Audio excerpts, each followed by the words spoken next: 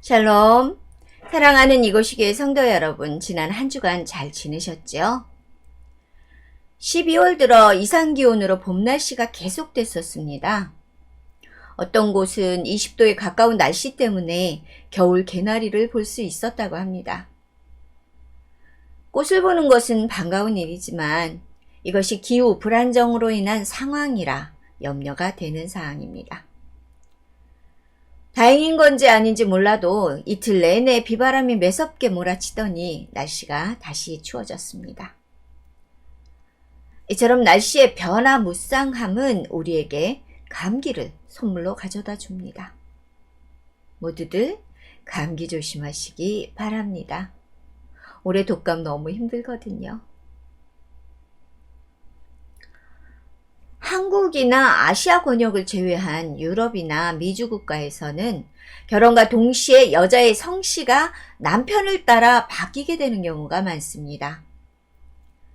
여자가 결혼과 함께 남편의 성을 따라 그 이름을 바꾸면 어떤 일들이 일어날까요?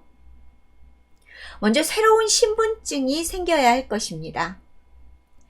거기에 따라오는 여권과 운전면허증도 새롭게 발급해야 할 것입니다. 또한 서류상으로 그녀는 완전히 다른 사람의 신분을 소유하게 되는 것입니다. 뿐만 아니라 동서양 막론하고 한 남자와 한 여자가 결혼하게 되면 그들은 한 집에서 하나로 연합되어 삶의 공간이나 재정, 시간, 비전 등 함께할 많은 것들이 생겨납니다. 두 사람이 가진 모든 것들이 이처럼 공유되는 것입니다.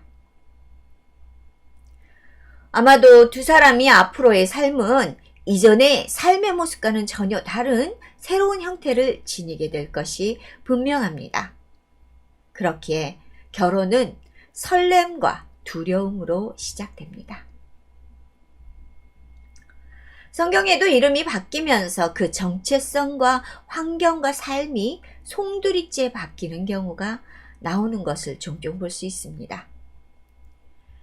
구약에서는 아브람과 사레가 그랬고 야곱이 그랬으며 베노니와 요셉이 그랬습니다. 신약으로 넘어와서도 시몬과 야고보, 사울이 대표적으로 그런 사람이지요. 아브라함은 큰 아비라는 뜻의 이름이었었는데 하나님께서 그의 이름을 아브라함이라고 바꾸셨습니다.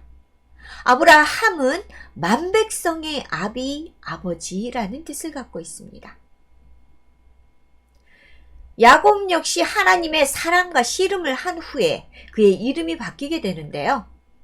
야곱은 속이는 자라는 뜻을 가진 이름이었었지만 하나님께서 그의 이름을 바꾸신 후 하나님과 더불어 싸워 이긴 자라는 뜻의 이스라엘이라고 불렸습니다. 예수님의 수제자라고 알려진 베드로는 원래 이름이 시몬이었습니다. 성경에서 예수께서 바요나 시몬이라고 부르시는 것을 가끔 볼 수 있죠. 시몬은 하나님의 응답이라는 뜻을 가진 이름이었지만 그의 신앙 고백을 통해 예수님께서 그 이름을 베드로라 칭하셨습니다. 반석 혹은 바위라는 뜻을 지닌 이름으로 교회의 초석이 되는 열쇠를 그에게 주신다는 놀라운 말씀까지 더불어 듣게 됩니다. 이처럼 이름에는 놀라운 정체성이 담겨 있습니다. 지난 설교를 통해 말씀드렸던 것처럼 각 사람의 이름에 담긴 정체성은 그 이름을 지은 사람이 원하는 바를 담고 있습니다. 그들이 이름을 바꾸게 된 공통적인 이유가 무엇이었을까요? 그것은 하나님과 그의 독생하신 아들 예수 그리스도를 그들이 만났던 까닭이었습니다. 하나님께서는 자신이 사랑하는 이들을 부르시고 그들이 응답하며 주님 앞에 나올 그때 그들의 이름을 변화시키고 그들의 삶도 변화시켜 주셨다는 것을 우리는 알 수 있습니다. 하나님을 만나 그들의 모든 삶이 하나님의 목적과 뜻을 따라 변화되었습니다. 그들의 이름이 하나님으로 인해 변화되자 하나님은 그들의 하늘 아버지가 되어주셨고 그들의 삶 전체가 하나님과의 공유된 삶으로 변화되었던 것입니다. 하나님께서는 자신의 자녀들의 변화된 이름 안에 이처럼 하나님의 놀라운 계획과 경륜을 담아두셨고 그 이름의 능력으로 인해 그의 신실한 자녀들은 하나님께서 원하시는 방향을 따라 삶을 살아갈 수 있게 되었습니다. 혹시 처음 교회에 나와서 하나님의 존재를 느끼고 예수 그리스도와의 인격적인 만남을 가진 경험이 여러분에게 있을까요? 아직 하나님과의 인격적인 만남이 없는 분들도 있겠지만 이런 놀라운 경험을 가진 분들이 상당히 있을 겁니다. 그날 당신이 예수 그리스도를 알고 그분의 놀라운 구속의 은혜를 깨닫던 그 순간 놀랍게도 하나님은 당신에게 새로운 이름을 주셨습니다. 그 이름은 그리스도입니다.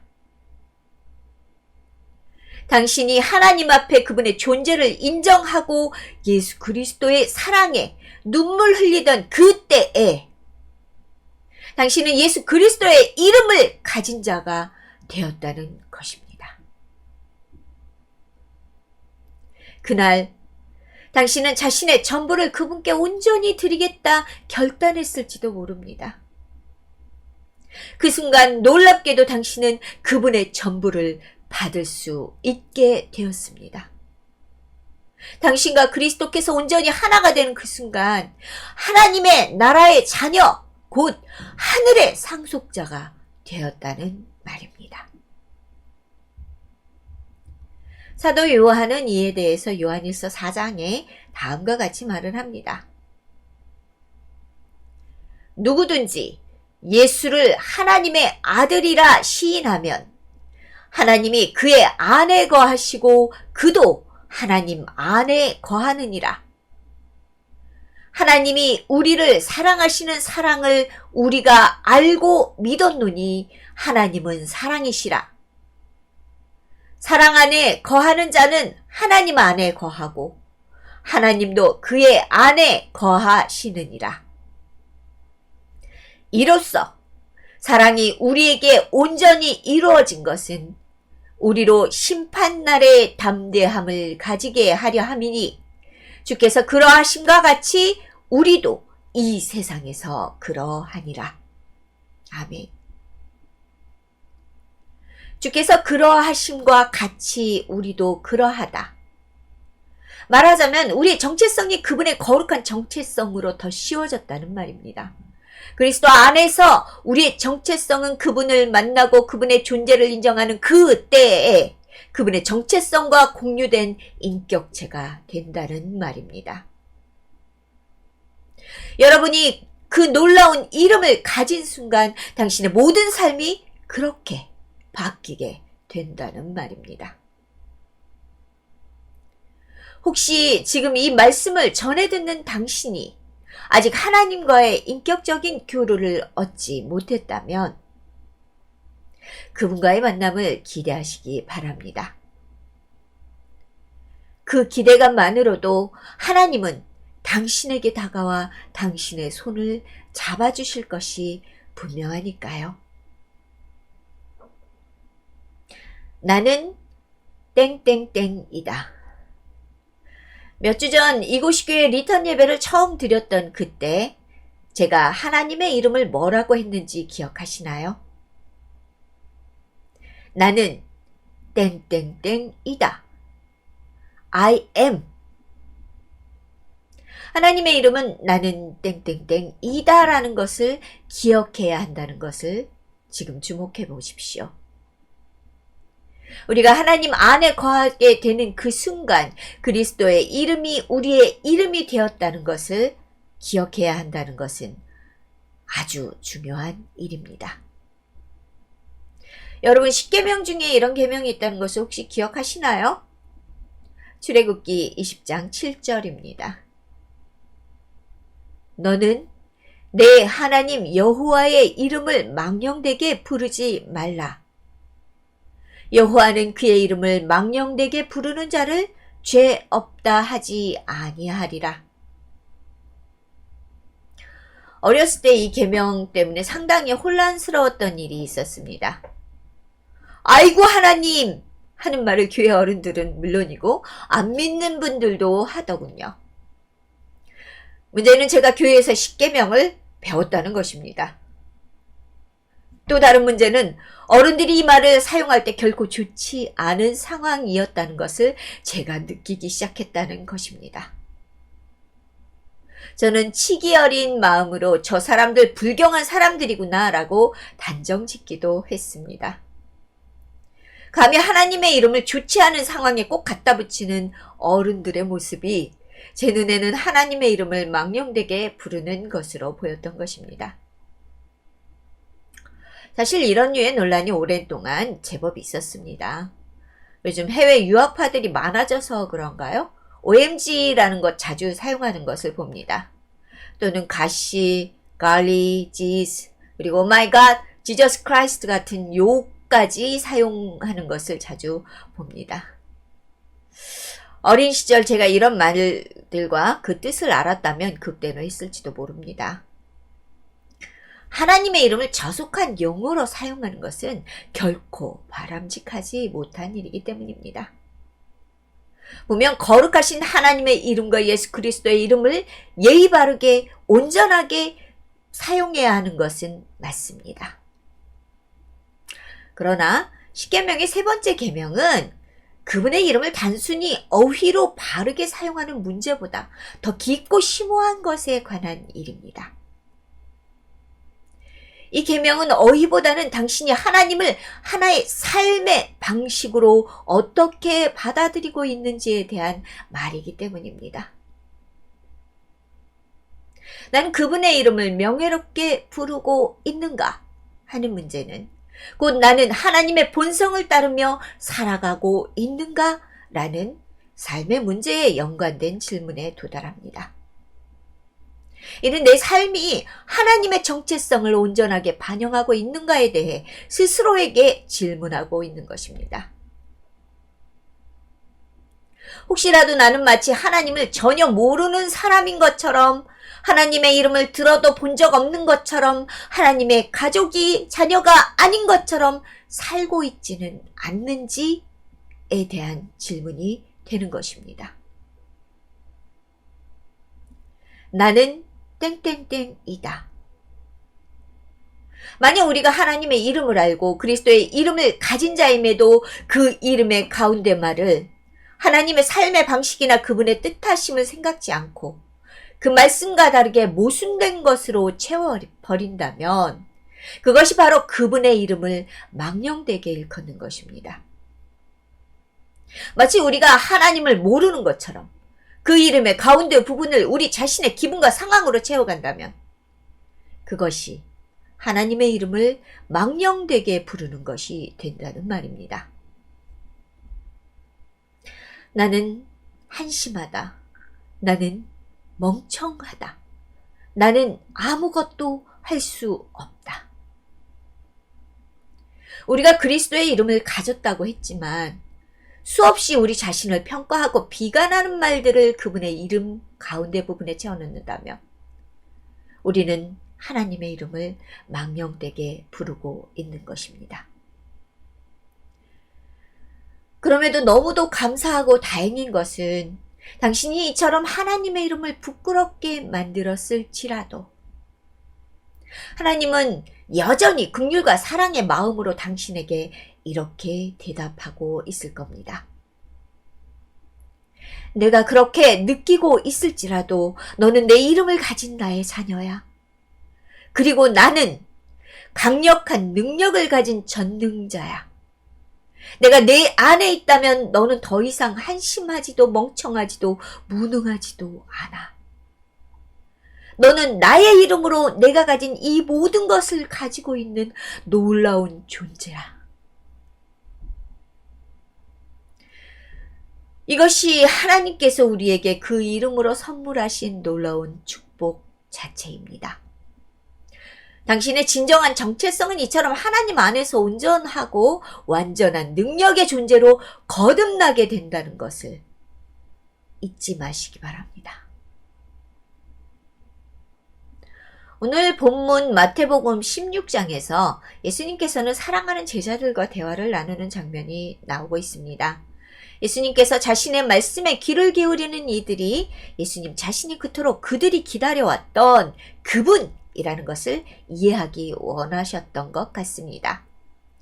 그래서 제자들과 자신의 정체성에 대한 대화를 나누고 계십니다. 예수님께서 제자들에게 질문을 하십니다. 예수께서 빌립보 가이사랴 지방에 이르러 제자들에게 물어 이르시되 사람들이 인자를 누구라 하느냐? 이르되 더러는 세례 요한, 더러는 엘리야, 어떤 이는 예레미야나 선지자 중에 하나라 하더이다. 이르시되 너희는 나를 누구라 하느냐?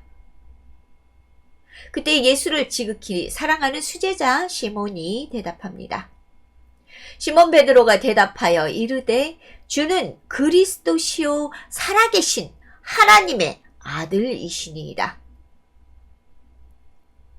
시몬은 예수님의 질문에 대한 정확한 답변을 알고 있었습니다. 예수님의 진정한 정체성은 메시아요 구원자요 하나님이셨던 것입니다. 매 순간 실수가 잦았던 시몬의 입에서 아무도 언급하지 못했던 예수님의 본질, 정체성이 이렇게 명확하게 드러났습니다. 사실 그는 비록 겉보기에 덜렁거리고 혈기가 왕성한 사람이었지만 그의 마음 깊이 예수를 그리스도로 명확하게 인지하고 있었던 사람이었음이 분명하게 드러나는 일입니다. 그는 그리스도의 이름을 가진 자였던 것이었습니다. 당신은 예수님을 누구라 말하는가? 이 질문을 바르게 이해하는 것이 그리스도인들에게는 구원을 온전히 이해하는 것이며 동시에 그리스도 안에서 변화된 인생의 새로운 여정을 시작하게 되는 출발점에 서게 되는 것입니다. 예수님의 정체성을 바르게 이해하고 하나님의 본질을 아는 것은 하나님께서 우리를 창조하신 목적과 의도를 정확하게 알기 위해서 무엇보다 중요합니다. 이 사실을 우리가 정확하게 인지하는 순간 우리는 두 번째 질문을 마주할 수 있게 됩니다. 당신은 스스로를 누구라 생각하는가? 시몬의 대답을 들은 예수님께서 우리가 가진 이 두 번째 질문에 대해 명확한 말씀을 해 주십니다. 내가 내게 이르노니 너는 베드로라.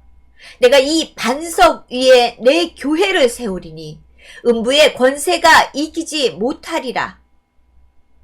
내가 천국 열쇠를 내게 주리니 내가 땅에서 무엇이든지 매면 하늘에서도 매일 것이요 내가 땅에서 무엇이든지 풀면 하늘에서도 풀리리라 하시고, 시몬이 예수님에 대해 정확하게 깨달아 알게 된 그 순간 예수님께서는 시몬의 정체성을 확인하고 확고하게 말씀해 주시고 있습니다.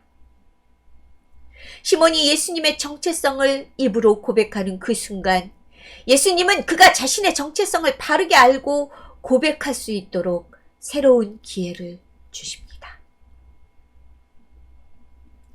나는 예전에 시몬이었어. 그러나 나는 지금 반석이야. 사실 이 고백을 하는 순간 바뀐 것은 무엇보다 그가 자기 스스로를 바라보는 관점이었을 겁니다. 예수님께서 그를 반석이라 부르신 그때 그 말씀을 통해 시몬은 자신이 베드로라는 이름에 걸맞는 자격이 있는 존재임을 깨닫게 되었습니다. 그리고 새로운 희망으로 가득한 자신의 미래를 바라볼 수 있게 되었습니다. 예수님께서 그의 이름 가운데의 말을 할 수 있도록 바꿔주신 것입니다. 너는 베드로라. 하나님의 진정한 마음이 오늘 이 말씀을 통해 성도들에게 조금이나마 전달되었으면 좋겠습니다. 제 언변의 부족함이 하나님의 깊은 사랑과 배려와 격려의 말씀을 가리지 않기를 진정으로 바랍니다. 우리가 예수 그리스도를 통해 새롭게 얻은 하나님의 자녀요, 하늘나라의 상속자인 존귀한 존재라는 것을 하나님은 그의 이름을 통해 우리가 알기 원하십니다. 그분이 창조한 사람들이 그분 안에 창조의 본래 목적인 존귀함을 되찾아 소망된 미래를 살아가기를 원하고 계십니다. 사랑하는 성도 여러분, 여러분들 안에 그리스도의 이 이름을 품으시길 바랍니다. 그 이름으로 우리는 그분의 전능하신 능력으로 인해 새로운 변화와 삶을 위해 살아가기를 결단할 용기까지 얻을 수 있게 될 것입니다. 저는 오늘 여러분을 바라보며 자신의 이름을 허락하신 거룩하신 하나님과 우리 주 예수 그리스도의 내민 손을 이 시간 당신이 잡으시길 간절히 기대하고 기도하겠습니다. 이곳이 교회는 그리스도의 이름으로 당신을 기다리고 있습니다.